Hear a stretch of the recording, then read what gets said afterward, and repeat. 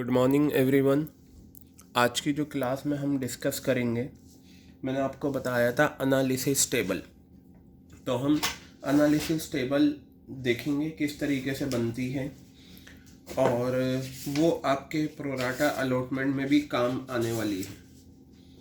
तो जो analysis table है बहुत सिंपल होती है, और आपको एप्लीकेशन की जो 2 जर्नल एंट्रीज होती हैं उसके आंसर आपको प्रोवाइड कर देती है। ठीक है, तो चलिए देखेंगे। मैं आपको पहले एक क्वेश्चन दिखाऊंगा, उस क्वेश्चन में किस तरीके से बनेगी एनालिसिस टेबल ये हम देखेंगे। ठीक है, तो बेटा पहली बात तो आप याद रखिए, ये analysis table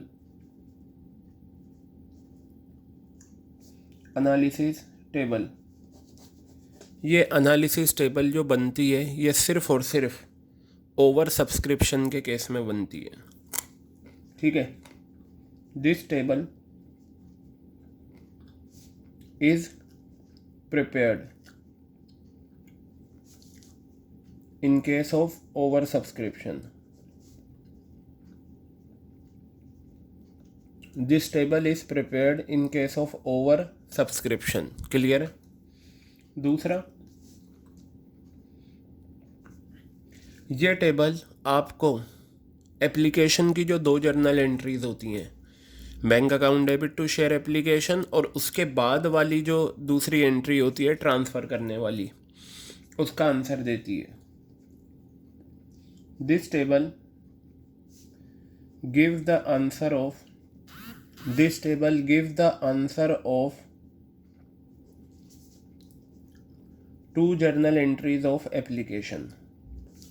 2 journal entries of application की 2 जर्नल एंट्रीज का आंसर ये आपको देती है। क्लियर हो गई बात ये?